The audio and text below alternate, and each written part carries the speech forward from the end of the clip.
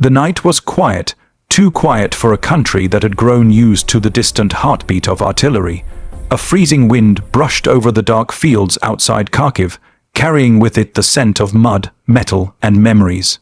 But above it all, in the vast black sky, a single sound broke the silence, the unmistakable roar of something new, something powerful, something Ukrainian. And for the first time in years, soldiers on the ground looked up not with fear, but with hope. Major Andriy Mikhailenko had heard the rumors long before he saw the truth. Rumors that Ukraine was about to achieve what analysts once said was impossible. Rumors that 2026 would bring a turning point so decisive that even hardened officers whispered about it like a legend. But tonight, he wasn't listening to rumors. He was watching history carve its name across the clouds. Andriy had been fighting since 2014. He had survived ambushes, missile strikes, and the kind of heartbreak that could hollow out a man from the inside. But nothing haunted him more than the skies that were supposed to belong to everyone, yet for so long had been ruled by the enemy's jets, drones, and bombs. Too many times he had watched supply convoys destroyed, trenches torn apart, hospitals hit, and villages erased because Ukraine couldn't challenge what flew above them.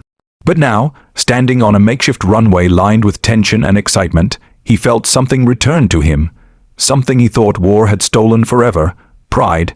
Across the field, engineers worked in silence as the newly delivered air defense systems lit up their consoles. These weren't the old Soviet relics, patched together with prayer and duct tape. These were the weapons Ukraine had fought, begged, negotiated, innovated, and sacrificed for cutting. Edge drones that hunted targets at impossible ranges, autonomous interceptors built with Ukrainian software geniuses, and sleek aircraft created through secret international projects that the world had only guessed about. In the glow of floodlights, a young woman approached Andriy, a pilot with fiery determination and eyes that carried the weight of 2 lifetimes. Her name was Katerina Senko, call sign Sova. And at only 27, she had already become a legend in the Ukrainian Air Force. She once said she dreamed of painting the sky blue and yellow, so no child would ever have to fear what flew above them again. "Ready?" she asked, sliding a helmet under her arm. Andriy nodded, though he knew she didn't need reassurance. She had more courage than men twice her age. "This is it," she whispered, looking up at the aircraft she would soon take into the night. "Tonight we take back the sky." As she climbed into the cockpit, Andriy felt a knot tighten in his chest.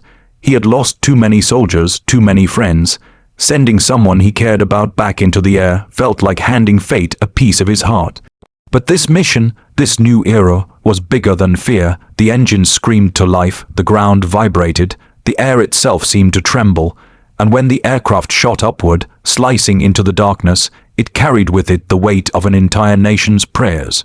Far beyond Ukraine's borders, Russian commanders stared at their radar screens in disbelief. For years they had relied on the illusion of sky dominance, believing that no matter how fierce Ukrainian resistance became, air power would always tip the scales. But tonight their screens told a different story, one filled with blind spots, jamming zones, and enemy signals they couldn't identify. One by one, Russian drones vanished from the sky, neutralized so fast the operators thought it was a malfunction. Then their cruise missiles were intercepted before reaching Ukrainian territory. Then 2 of their jets retreated, chased by signatures no pilot on their side recognized. Inside her cockpit, Katerina could feel the tide turning. Every lock-on tone, every target neutralized, every maneuver that her aircraft executed with impossible precision. It was like the sky itself had chosen sides.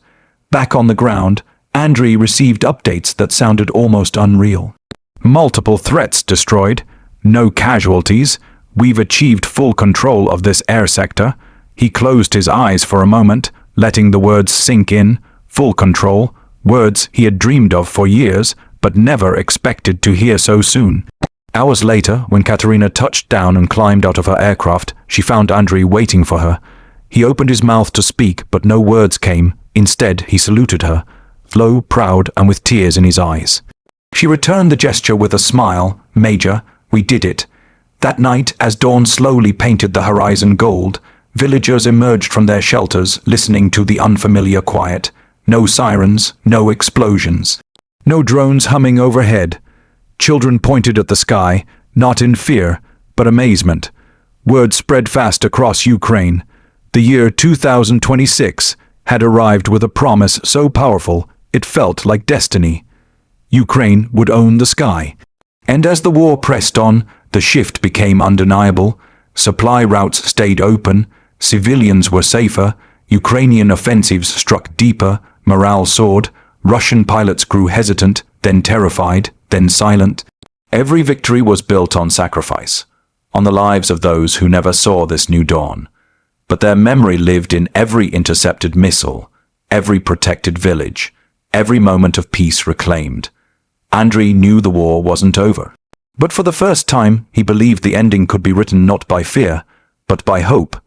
Standing under the brightening sky, he whispered the words millions of Ukrainians now carried in their hearts. This changes everything. And it did.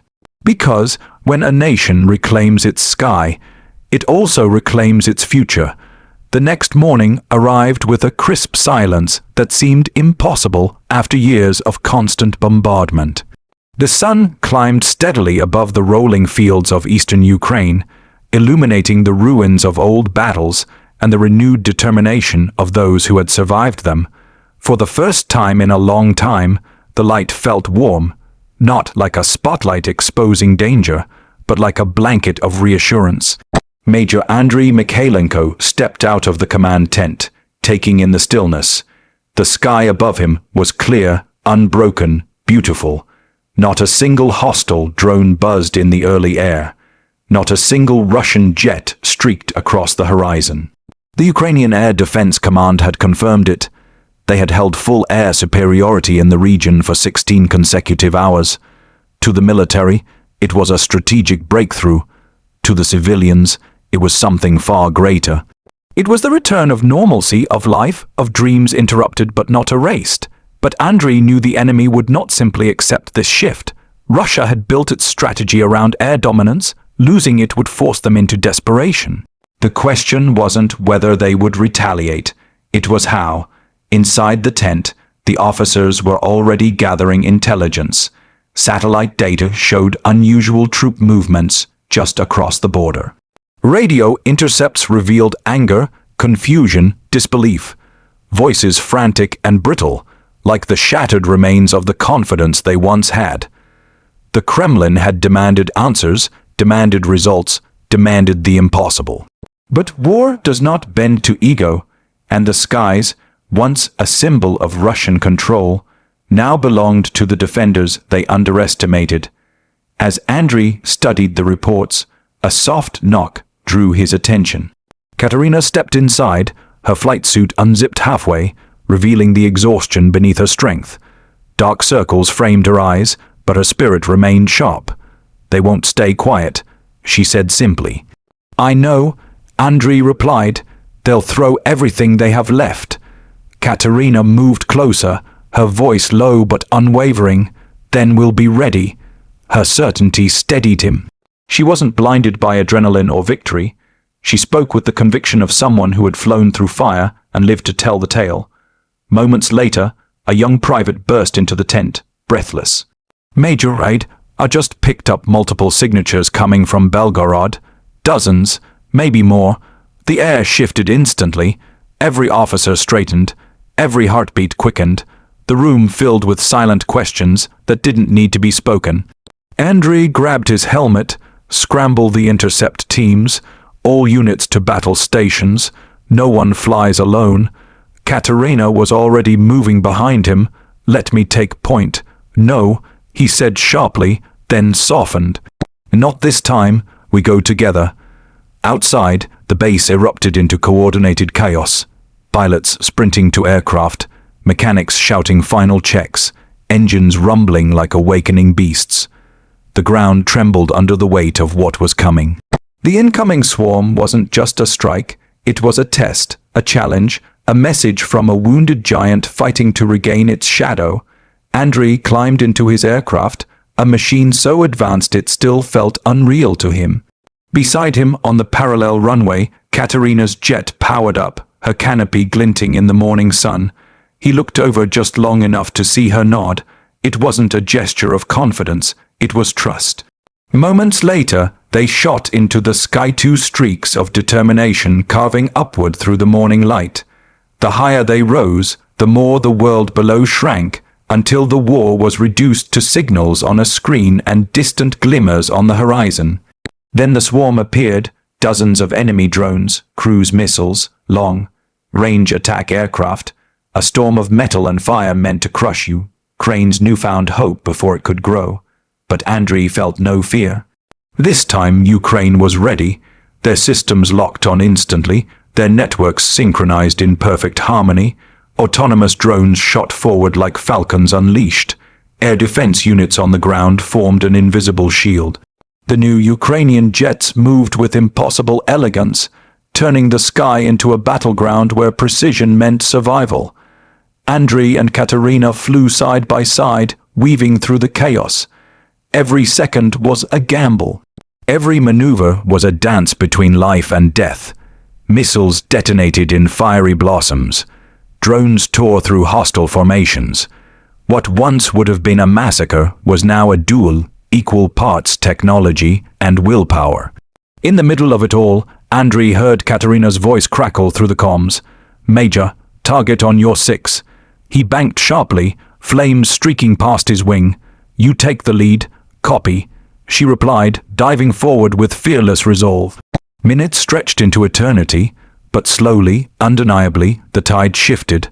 One by one, the enemy signatures disappeared from the radar. The last missile was intercepted high above the Dnipro. The final drone spiraled out of the sky like a falling star.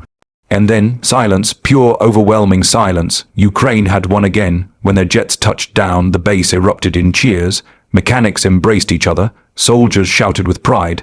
Officers who had seen too much war allowed themselves rare smiles. Andriy climbed out of his jet, chest heaving.